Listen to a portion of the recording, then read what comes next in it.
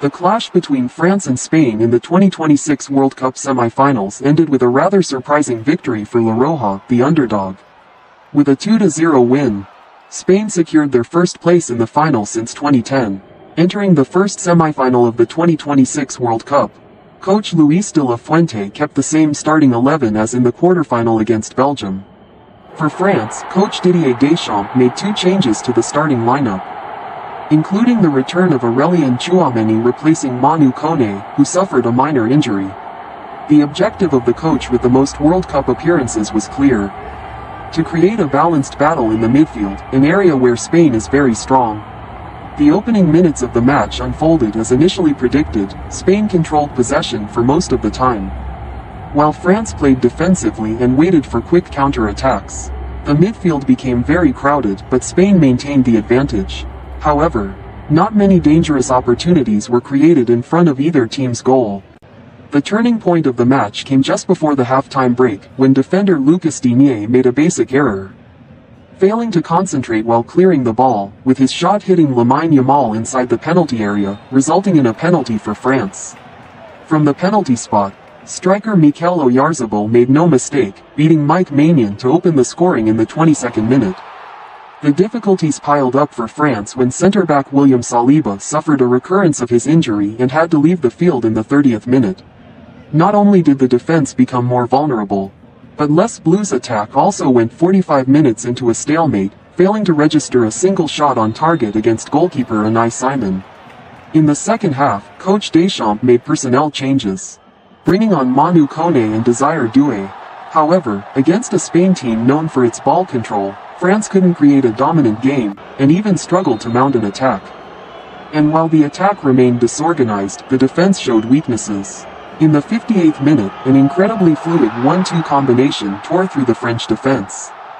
Right-back Pedro Porro accelerated, taking advantage of the large space created by Dani Olmo's wall pass, and coolly finished past Maignan in a one-on-one situation, leading by 2 goals. Spain played much more comfortably and opted for a more solid defensive approach to neutralize France's enthusiasm and determination. Despite their best efforts to attack, coach Deschamps' team couldn't break through Spain's very cohesive defense, and the dangerous chances created by Les Blues were just desperate shots. Unable to beat the solid goalkeeping of Unai Simon, ultimately, France suffered a convincing defeat to Spain and missed the opportunity to reach the World Cup final for the 3rd consecutive time.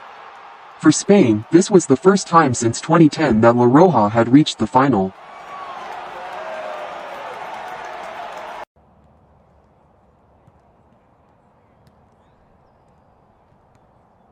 It has been 21 years since England last faced Argentina, a time when Michael Owen led the attack alongside a young Wayne Rooney.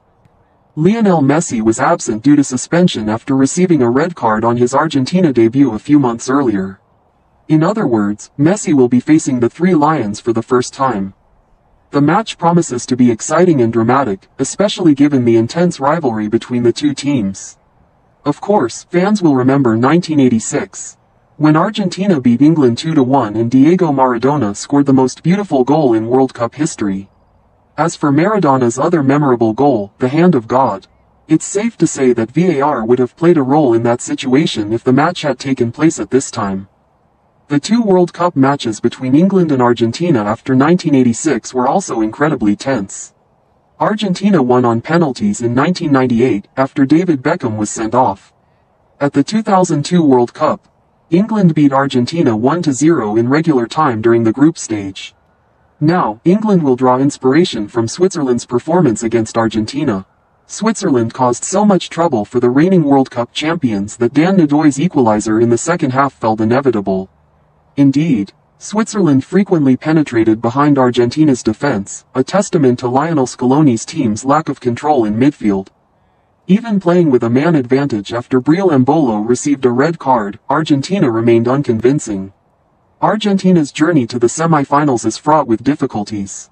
From unconvincing victories in the group stage to grueling knockout matches that required extra time, the physical condition of Messi and his teammates is being drained. With his talent, Messi alone is enough to worry opponents, including England. However, with a knockout specialist like Thomas Tuchel, England can expect the Three Lions to continue demonstrating their prowess to reach the final. England will still be without Jarell Quansah due to suspension. Declan Rice is not in his best physical condition. Argentina has their strongest squad but is not at its best after 3 consecutive demanding knockout matches, 2 of which went into extra time. England's recent performances have been better than Argentina's, who, besides their inconsistent form, also lack optimal physical fitness. Therefore, a draw or a win for the Three Lions in this match is entirely possible.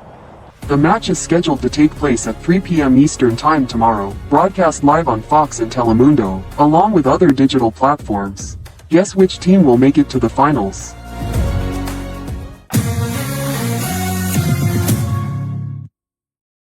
Hello everyone, it's nice to meet you again with the Disney Artist channel. In today's video it will be the character Darkwing Duck from the series at the same name.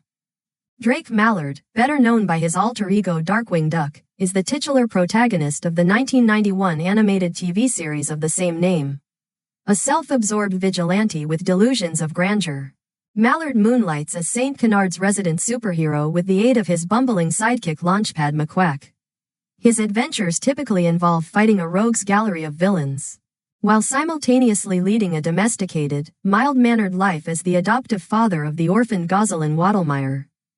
Darkwing Duck made his formal debut in the episode Darkly Dawns the Duck on September 6, 1991, after having previously cameoed in the Disney Afternoon title sequence in 1990. The earliest iterations of the character drew inspiration from pulp heroes of the 1930s, such as Doc Savage and the Shadow, but later evolved into a satirization of superheroes from the Silver Age of comic books. The original Darkwing Duck series had 3 episodes depicting unique, seemingly contradictory origins for how Drake Mallard became Darkwing.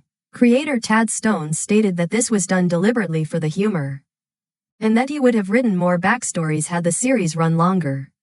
The 3 origin stories produced entail the following. Paradox, the first episode to delve into Drake's backstory, relates how Darkwing himself, traveling back in time, was the inspiration for young Drake Mallard to dream of becoming a superhero one day. The Secret Origins of Darkwing Duck relates a hyperbolic pseudo-Superman tale, which is implied to be somewhat of a tall tale. An in-Clash reunion. A teenage Drake saves his high school from his classmate Elmo Sputterspark, who eventually became the villainous Megavolt, and makes his debut as Darkwing Duck. According to the comic book adaptation of Darkly Dawns the Duck, Drake was a junior woodchuck in his youth. As he still makes use of his Junior Woodchuck's guidebook, the actual episode instead refers to it as a generic Boy Scout handbook. Similarly, the DuckTales reboot, which featured Drake as an occasional guest star, came up with its own story for how he became Darkwing, detailed below. In a 2021 interview, comic writer Aaron Sparrow mentioned that he wanted to write a 4-issue miniseries titled The One True Origin of Darkwing Duck, which would have presented 4 more contradictory origins for Darkwing, all told by several junior woodchucks. At the end, Darkwing would reveal to Gosselin his true origin, which, in the flashback that would be shown, would comedically be a lot less dynamic. He simply noticed that there was a lot of crime in St. Canard, and he had a lot of gadgets with which to fight crime. As a non-powered superhero, Darkwing utilizes a variety of gadgets in his fight against crime.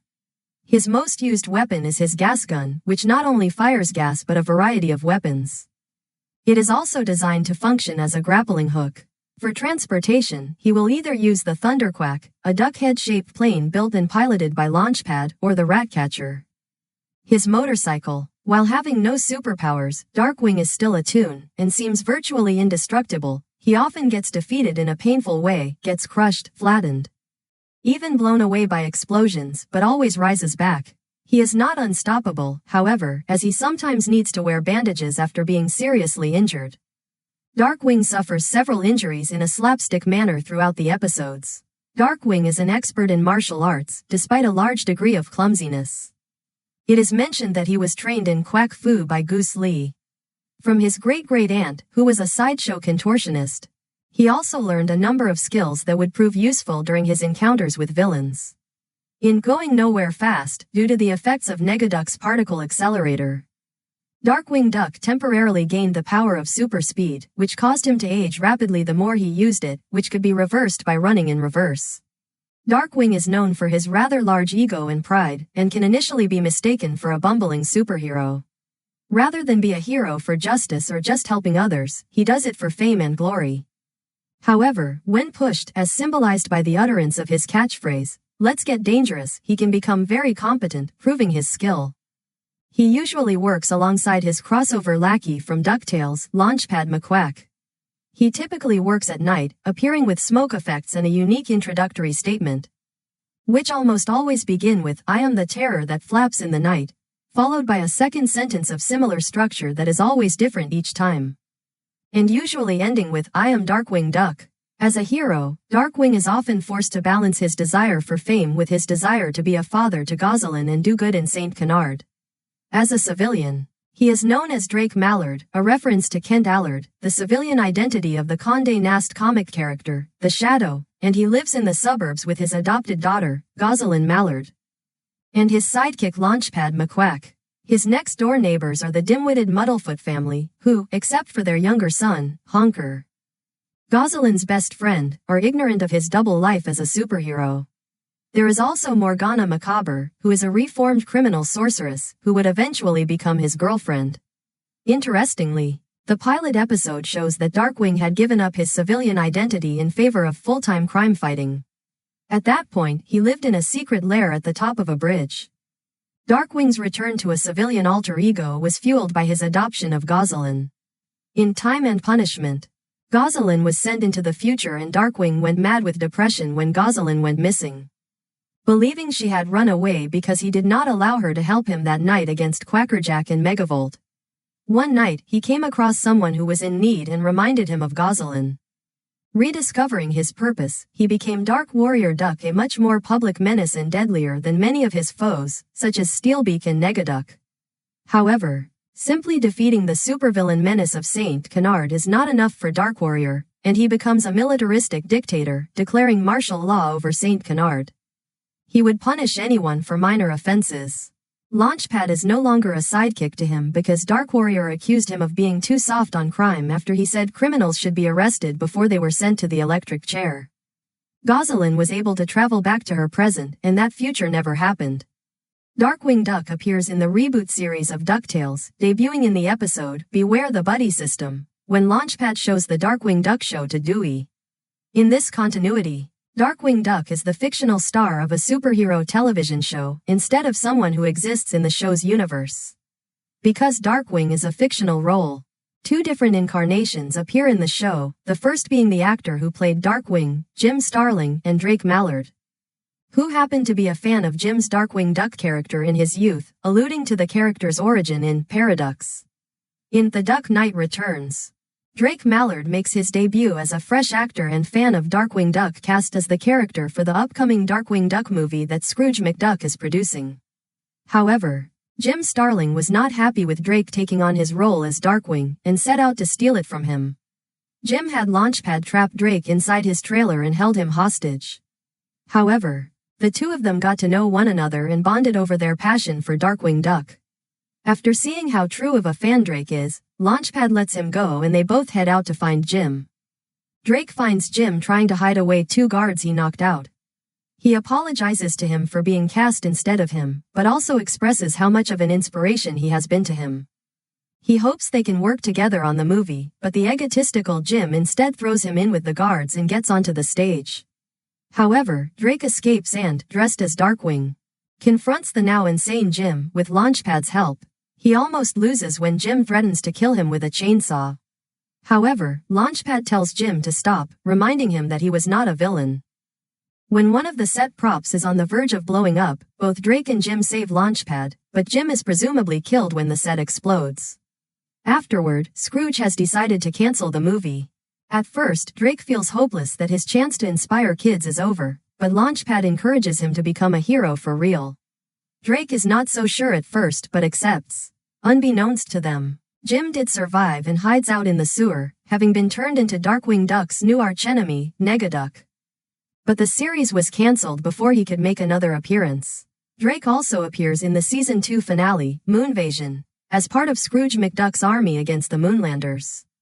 While being recruited to join the battle, he devises a plan during a meeting to fight against the Moonlanders by using his ability, just as Scrooge devises a foolproof plan. Scrooge leads the army of recruits to join the battle. Later, while trying to approach Lunaris, Darkwing tells him to go slower due to newspapers landing on his face, causing him to interrupt his speech. He tells him about his plan to get to Lunaris, to which he tells him that the Moonlanders are not afraid of him. Scrooge, however, wears Darkwing's outfit while arriving at the money bin just as the Moonlanders attack Darkwing wearing Scrooge's outfit. The battle, however, ceased with Lunaris defeated just as Darkwing and the other citizens celebrate. Drake reappears again in the Season 3 episode, Let's Get Dangerous. As Launchpad McQuack and Dewey Duck are at Drake's secret lab, the two happily encounter him on his motorcycle.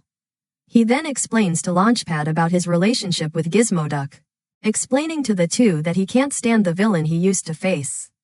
Launchpad shows Drake the villains that Darkwing fought in the TV show he originated from, to which he explains the villains he used to fight are fictional. As Dewey asks Wanda to know if there are any criminals for Darkwing to face. It is then known that there are no crimes for Drake to face ever since Sam Alson became the new mayor of St. Canard, much to Drake's shock. Darkwing then devises a plan to devise a crime. At the city of St. Canard, Launchpad and Dewey are filming Darkwing's plan to fight crime in the city, to which no villain preparing to ambush the two appears behind the group. Drake then confuses a group of all-night movers employees as criminals, to which Drake feels exhausted after failing to find a criminal who would fight against him. Upon seeing Gosselin Mallard, Drake enters the Ramrod area and spies on Gosselin, who has entered the lab. As Scrooge meets Darkwing in the lab, Taurus Bulba takes Darkwing to a ceremony where he is presented as the hero of St. Canard. Later, during an interview with Dewey, Gosselin sneaks up on the conversation, explaining to him about Dewey's show. As Gosselin introduces herself to Darkwing, she then clarifies to him about her relationship between Dr. Waddlemeyer under Bulba's, to which after talking about the flashback. As Gosselin devises a plan to find Waddlemeyer and stop Bulba from taking over the world, Darkwing asks her to know if she has proof in finding Waddlemeyer, to which Gosselin then risks herself to find Waddlemeyer by herself. Darkwing explains that St. Canard needs him to protect the city from crime. Later, Darkwing goes with the group in a plan to find Bulba and take the Ramrod key to find Gosselin's missing grandfather. Later, arriving at Bulba's office, Darkwing finds a photo with a relationship between Bulba, Waddlemeyer, and Gosselin, to which Bulba explains to him about his relationship with Waddlemeyer and the backstory of him being unsuccessful in trying to fix the Ramrod, much to Gosselin's worry. Darkwing then tries to stop Gosselin, who has the key, to which Gosselin refuses and continues to find her grandfather, to which she explains to Darkwing about proof for Waddlemeyer's disappearance, which would be about Waddlemeyer trapped in another dimension. Later, as Bulba fights against Gosselin, Darkwing confronts him but notices Bulba throw Gosselin off the building. While saving her, Gosselin ties Darkwing's cape on his feet so that she and Darkwing can land safely at the spot where Launchpad is standing at. Later, at Darkwing's headquarters, Drake, Gosselin, and Launchpad listen to the news about Bushroot, Liquidator, Quackerjack, and Megavolt, who are summoned by Taurus Bulba and are wreaking havoc in the city of St. Canard, just as Darkwing explains that he has a low chance in saving the city, much to Wanda explaining to him that fear doesn't make Darkwing confident. Later, as Gizmo Duck is talking to the three, Darkwing explains that there is no time to listen to him, much to him being attacked by Bushroot. Gosselin then devises a plan to work together and fight against the supervillains.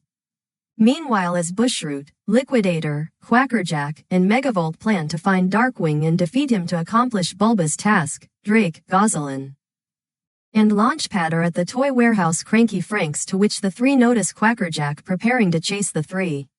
The three manage to escape from Quackerjack and Liquidator during the chase.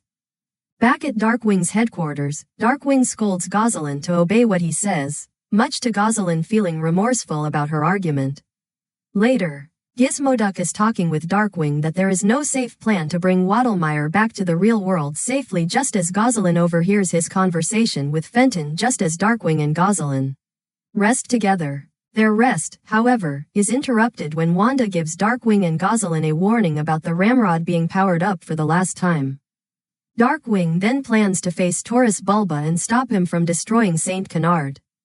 Gosselin and Launchpad manage to help Darkwing in a teamwork in order to help defeat Taurus Bulba and stop him from destroying the city of Saint Canard. During battle, a Darkwing and Launchpad fight against Bushroot, Liquidator, Quackerjack, and Megavolt during battle. Darkwing explains to Gosselin to know if she found Waddlemeyer, to which she explains to him that her attempts to find him were futile. Gosselin, however, fires an arrow at the ramrod's core to stop the rift from destroying everything. Afterward, Darkwing later comforts a remorseful Gosselin who found no attempts to find her missing grandfather. Back at home, Gosselin shows Drake the photo of her relationship with Taurus Bulba and Thaddeus Waddlemeyer, just as Darkwing explains to Gosselin if she could work together with him, to which she accepts. Later, after Darkwing, Gosselin, and Launchpad listen to a recent crime happening in the city of Saint Canard, the three plan to return to the city and stop crime once again.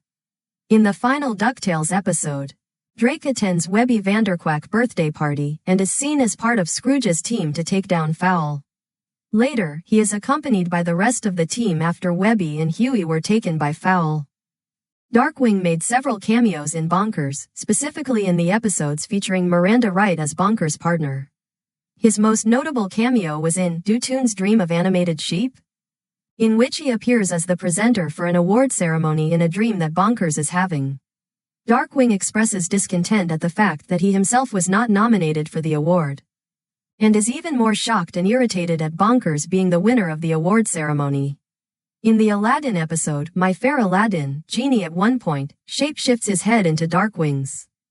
Darkwing has a cameo at the very end of the Chip and Dale Rescue Rangers movie, heckling the Rangers' comeback and demanding the people at FanCon chant for him to make a comeback. The DuckTales version of Darkwing appears in the Chibiverse episode, Bad Luck Chibis, among the Chibis forming the Chibi Pyramid.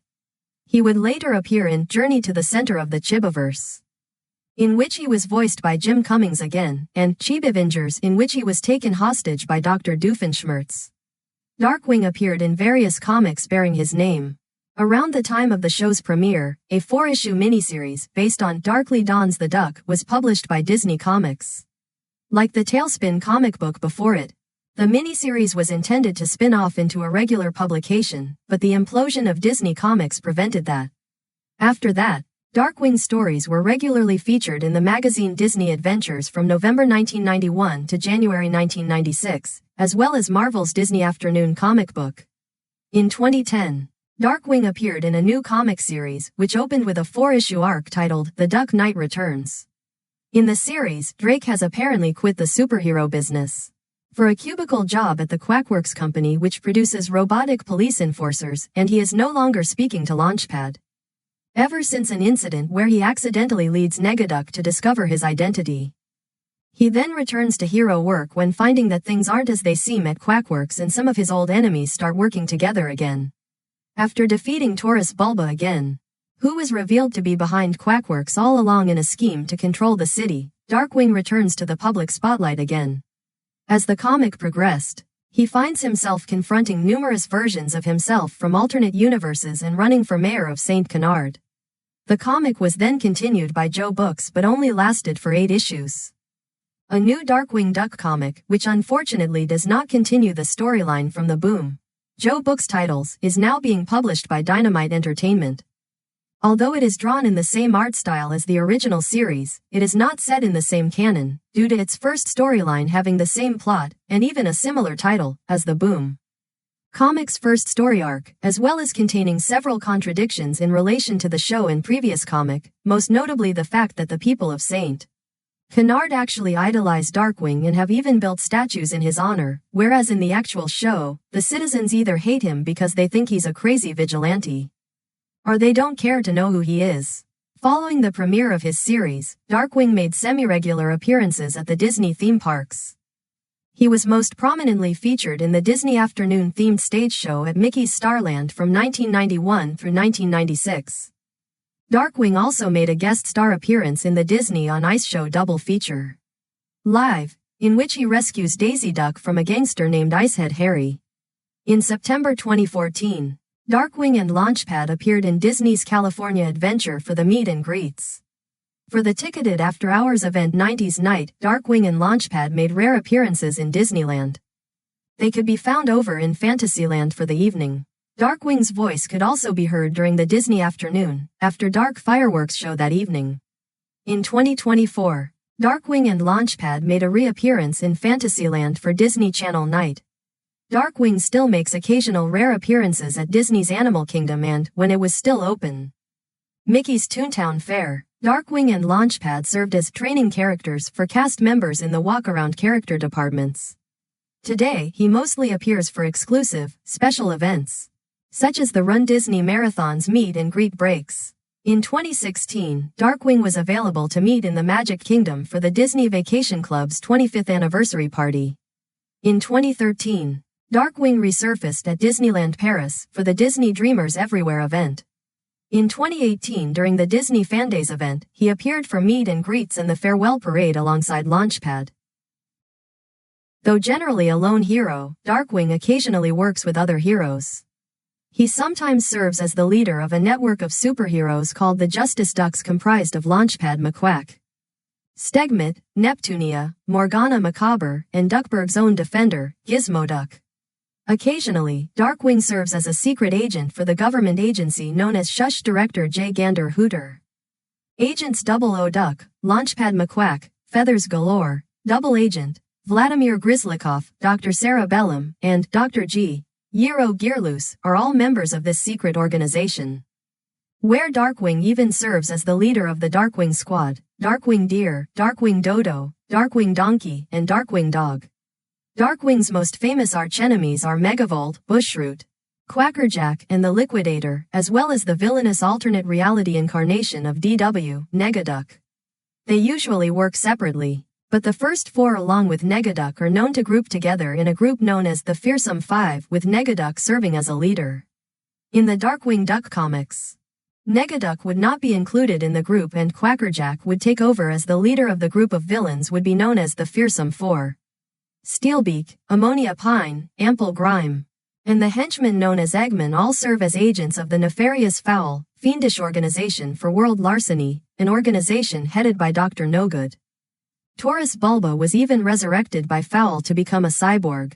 Other notable adversaries of Darkwing include Splatter Phoenix, Tuskernini, Jambalaya Jake, Lilliput, Fluffy, Animatronic, and Professor Moriarty. In the Boom Studios comic book series, Darkwing also faced off against classic Disney villains Magica De Spell, the Beagle Boys, and the Phantom Blot. According to Jim Cummings in his podcast, Darkwing Duck's voice is based on Daffy Duck and Sylvester the Cat's voice, without the lisp.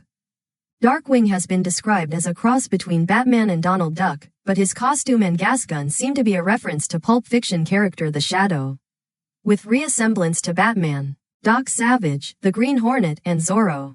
Though Darkwing Duck is presented as a nighttime crusader, he is shown being just as active during the day as he is during the night. Unlike most superheroes, how Drake Mallard finances all his equipment was mostly unknown, as he appeared to lack any level of public persona prior to adopting Gosalyn, and does not have any known job. This is actually called out by viewers of the show during the episode Twitching Channels, with a confused Darkwing unable to answer. In issue number 3 of the Boom comic, Darkwing eventually reveals the answer by mentioning that he received a monthly stipend from Shush prior to the comic's events. Issue number 2 of the Dynamite Entertainment comic, however, contradicts this by having him say that he has been financed by an investment on Quacky Baby's toys, which is likely due to its writer, Amanda Dibert, having admitted to never reading the previous comic, while in DuckTales 2017, the equipment was instead built by Yero Gearloose and Fenton Crackshell Cabrera. Many of the lines after "I am the terror that flaps in the night" were ad-libbed by Jim Cummings. In fact, in the scripts, it was usually written, "It doesn't matter what I write. Jim's probably gonna come up with something funnier." First is to draw the white body of the duck, then wear an outfit for Darkwing Duck.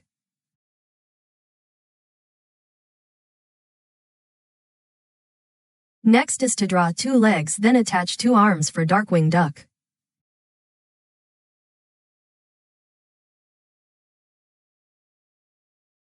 Next is wear a cloak, then draw the head and make the face for Darkwing Duck. Finally, wear the hat for Darkwing Duck.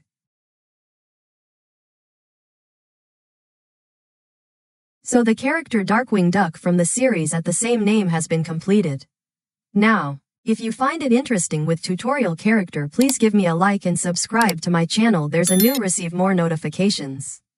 At the same time, please download the app and go to the website DisneyStore to shopping online, as well as Disney Plus to watch some movies and TV shows for free, used by many peoples of the world. Okay, we'll see you again tomorrow, so thanks for watching and goodbye everyone.